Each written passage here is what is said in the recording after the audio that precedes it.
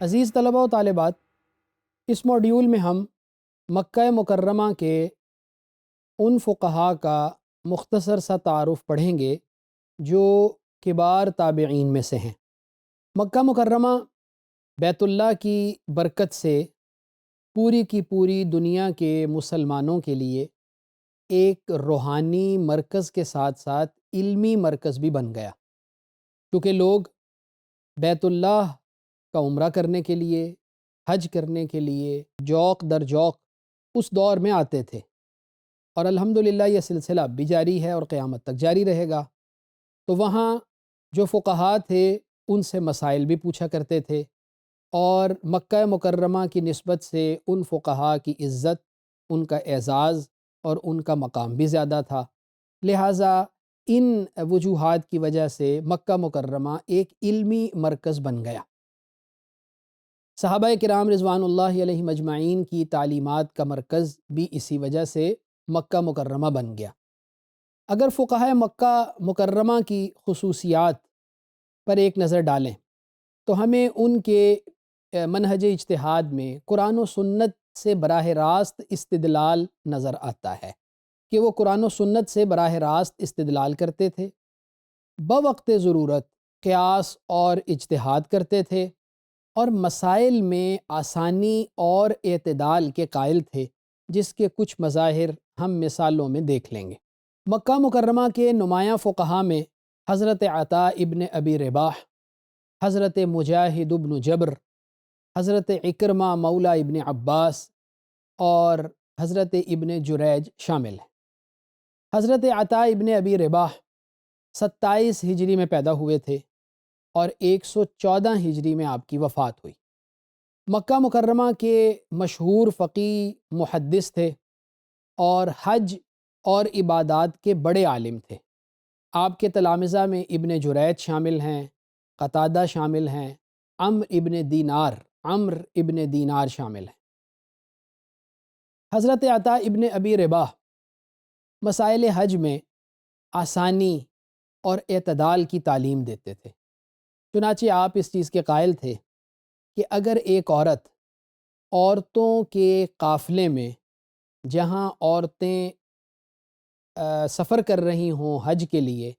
تو ان عورتوں کا محرم کے بغیر سفر کرنا بھی جائز ہے، جبکہ عورتوں کی ایک جماعت ہو، وہ اکیلی عورت نہ ہو، اور امن و امان ہو اور کسی قسم کا خطرہ درپیش نہ ہو۔ حضرت عطاء ابن ابی رباح کی اس رائے سے ہمیں یہ بات سمجھ میں آتی ہے کہ وہ حج کے مسائل میں آسانی دینے کے قائل تھے۔ حضرت مجاہد ابن جبر، حضرت مجاہد کی پیدائش 21 ہجری میں ہوتی ہے اور وفات 104 ہجری میں ہے۔ آپ ابن عباس رضی اللہ تعالیٰ عنہما کے بڑے شاگردوں میں آپ کا نام آتا ہے۔ تفسیر قرآن کے آپ بہت بڑے عالم تھے۔ ہم تفسیر بالماسور کی کتابوں میں، یعنی وہ تفسیر کی کتابیں بڑی بڑی جن میں تفسیر کے لیے نبی اکرم صلی اللہ علیہ وآلہ وسلم کی احادیث اور خاص طور پہ عبداللہ ابن عباس رضی اللہ تعالیٰ عنہما کے تفسیری اقوال اور دیگر صحابہ کے تفسیری اقوال کو بنیاد بنایا جاتا ہے، ان کتابوں کے اندر بار بار حضرت مجاہد کا نام پڑھتے ہیں۔ آپ کے تلامذہ میں حضرت قتادہ شامل ہیں، سفیان ثوری شامل ہیں، ابن ابی نجیح بھی شامل ہیں، اور اگر ہم ان کے اہم فقہی مسائل کی طرف ایک نظر دورائیں تو ہمیں یہ نظر آتا ہے کہ وہ تفسیر و عبادات میں قرآن سے براہ راست استنباط کے قائل تھے، اور اس کے لیے ان کی مختلف فقہی جو آراء ہیں وہ ہمارے سامنے آتی ہیں۔ ہم آگے بڑھتے ہیں، اختصار کے ساتھ دیگر جو تابعین ہیں جو مکہ مکرمہ میں موجود تھے ان کا تعارف بھی دیکھ لیتے ہیں۔ حضرت عکرمہ، حضرت عبداللہ ابن عباس رضی اللہ تعالیٰ عنہما کے آزاد کردہ غلام ہیں، 25 ہجری میں پیدا ہوئے اور 105 ہجری میں آپ کی وفات ہوئی۔ حضرت عبداللہ ابن عباس رضی اللہ تعالیٰ عنہما کے آزاد کردہ غلام ہونے کے وجہ سے، آپ کے ساتھ تعلق کی وجہ سے بڑے مفسر اور فقیہ شمار کیے جاتے ہیں۔ عطاء ابن ابی رباح، عمر ابن دینار اور قتادہ یہ آپ کے اہم تلامذہ میں شمار ہوتے ہیں۔ آپ حدود و قصاص اور میراث کے مسائل میں مہارت رکھتے تھے۔ چنانچہ حدود کا ایک مسئلہ جو آپ سے منقول ہے کہ آپ یہ کہا کرتے تھے کہ اگر کسی شخص نے خطأً یعنی غلطی سے کسی کو قتل کر دیا ہو اور اب وہ کفارے میں غلام آزاد نہیں کر سکتا تو اس کو 2 ماہ کے مسلسل روزے رکھنے ہیں۔ تو دیگر فقہا کے ہاں 2 ماہ کے مسلسل روزے رکھنا ضروری ہے، درمیان میں وقفہ نہیں ہونا چاہیے، جبکہ حضرت اکرمہ اس چیز کے قائل تھے کہ اگر درمیان میں وقفہ بھی ہو جائے تو اس سے کوئی فرق نہیں پڑتا۔ میراث کے مسائل میں بھی آپ مہارت رکھتے تھے، چنانچہ آپ کا یہ کہنا تھا کہ دادا اور بھائی یعنی اگر یہ دونوں وارث ہوں، دادا اور بھائی، تو یہ ایک ہی وقت میں وارث ہو سکتے ہیں، دیگر فقہا اس کے قائل نہیں ہیں۔ حضرت ابن جریج جو 80 ہجری میں پیدا ہوتے ہیں، 150 ہجری میں آپ کی وفات ہوتی ہے، آپ کو حدیث مدون کرنے والوں کی فہرست میں سر فہرست یعنی اس فہرست میں شمار کیا جاتا ہے، اور بعض کہتے ہیں فقہ کو مدون کرنے والوں میں بھی آپ کا نام سر فہرست ہے۔ آپ کے تلامذہ کے اندر حضرت وکیع شامل ہیں، سفیان ابن عیینہ شامل ہیں، عبد الرزاق ابن حمام جن کی مصنف یعنی مصنف عبد الرزاق بہت مشہور ہے، وہ آپ کے شاگرد ہیں۔ آپ شروع میں نکاح متع کی حرمت کے قائل نہیں تھے، ظاہری بات ہے کہ عبداللہ ابن عباس رضی اللہ تعالیٰ عنہما کا موقف بھی یہی تھا، اور بعد میں وہ اپنے اس موقف سے رجوع کر پائے تھے۔ تو حضرت ابن جریج کا موقف بھی جو حضرت عبداللہ ابن عباس رضی اللہ تعالیٰ عنہما کا ابتدائی موقف تھا وہی آپ کا بھی موقف تھا، اگرچہ آپ نے بھی بعد میں اپنے اس موقف سے رجوع کر لیا تھا۔ اسی طرح حضرت ابن جریج یہ فرمایا کرتے تھے، چونکہ بیوع کے مسائل میں آپ کی اجتہادی آراء ہم تک پہنچی ہیں، تو وہ فرمایا کرتے تھے کہ بیع سلم کے اندر بہت زیادہ قیود لگانا ضروری نہیں ہے، اگر کسی چیز کی جنس اور اس چیز کو دینے کا وقت اور جو ثمن یعنی قیمت ہے، یہ موٹی موٹی چیزیں اگر طے ہو جائیں تو یہ کافی ہیں۔ بیع سلم عزیز طلباء و طالبات اس بیع کو کہا جاتا ہے جس میں پیسے پہلے دے دیے جاتے ہیں اور چیز بعد میں دی جاتی ہے خاص وقت پہ، اور یہ بیع سلم عمومی طور پر لازم نہیں ہے لیکن عمومی طور پر اجناس میں کی جاتی ہے۔ جیسے کسی کسان کو کسی شخص نے پیسے دے دیے اور کہا کہ جب تمہارے ہاں فصل آئے گی تو وہ فصل تم نے مجھے دینی ہے، تو یہ بیع سلم کہلاتی ہے۔ آپ کے ہاں بیع سلم میں بہت زیادہ سختی نہیں کرنی چاہیے اور قیود بہت زیادہ نہیں لگانی چاہیے، بس یہ موٹی موٹی قیود جو ہیں یہ کافی ہیں، اگر یہ موجود ہوں اور ان کا لحاظ رکھ لیا جائے تو بیع سلم جو ہے یہ درست ہو سکتی ہے۔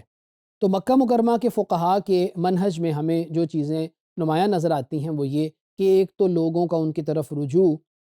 حج کے حوالے سے، مناسک کے حوالے سے بہت زیادہ تھا، لہٰذا ان میں ان کو خوب مہارت تھی، اور حضرت عبداللہ ابن عباس رضی اللہ تعالیٰ عنہما کے ساتھ چونکہ ان کا خصوصی تعلق تھا، لہٰذا اس تعلق کی وجہ سے عبداللہ ابن عباس رضی اللہ تعالیٰ عنہما مفسر قرآن ہیں۔ سرکار دو عالم صلی اللہ علیہ وآلہ وسلم نے قرآن پاک کی تفسیر کے حوالے سے آپ کو خاص دعا بھی دی تھی، تو چونکہ ان سب کا ان کے ساتھ تعلق تھا لہٰذا قرآن کریم کی تفسیر میں انہیں خوب مہارت تھی، اور قرآن کریم سے استنباط و استدلال میں بھی ظاہری بات ہے کہ انہیں پھر مہارت ہونا ضروری تھا، اور حدیث و آثار کی روایت اور ان پر عمل بھی ہمیں فقہائے مکہ مکرمہ میں واضح نظر آتا ہے۔ عزیز طلباء و طالبات، اگر اثرات کی بات کی جائے تو جیسا کہ ہم نے جب فقہائے مدینہ منورہ کا تعارف پڑھا تو ہم نے یہ دیکھا کہ ان کی مساعی کی وجہ سے وہاں پہ امام مالک رحمۃ اللہ علیہ کا جو فقہی مکتبہ فکر ہے وہ وجود میں آیا۔ تو یہاں مکہ مکرمہ کے اندر حضرت عبداللہ ابن عباس رضی اللہ تعالیٰ عنہما کے جو شاگرد ہیں، ان کی وجہ سے جو فقہائے حجاز یعنی پورے حجاز کی جو فقہ ہے اس کی بنیاد مستحکم ہوئی، اور بعد کے دور میں اگر ہم دیکھیں تو ائمہ اربعہ میں سے امام شافعی رحمۃ اللہ علیہ کی فقہ کے اوپر ان فقہائے حجاز کے جو اثرات ہیں وہ بہت نمایاں نظر آتے ہیں، اور مکہ مکرمہ جو ہے وہ بطور علمی اور فقہی مرکز جو ہے اس کو تسلیم کیا گیا، اور مکہ مکرمہ ایک روحانی مرکز ہونے کے ساتھ ساتھ ایک علمی مرکز بھی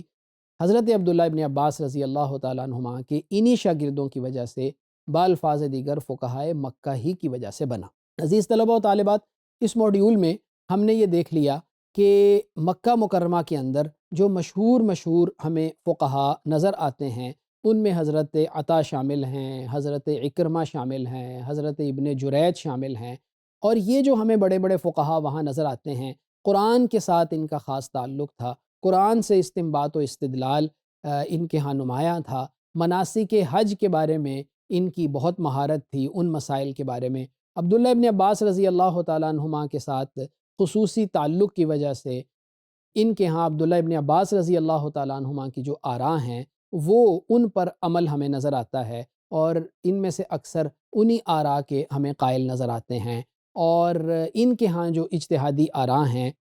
ان کی وجہ سے بھی فقہ کے اندر ہمیں ایک تنوع اور وسعت معلوم ہوتی ہے، اور اس تابعین کے دور کے اندر ان فقہی سرگرمیوں کی وجہ سے فقہاء حجاز کی فقہ مضبوط ہوتی ہوئی نظر آتی ہے، اور بعد کے دور میں ہمیں امام شافعی رحمۃ اللہ علیہ کی فقہ کے اوپر اس کے اثرات نمایاں طور پر نظر آتے ہیں۔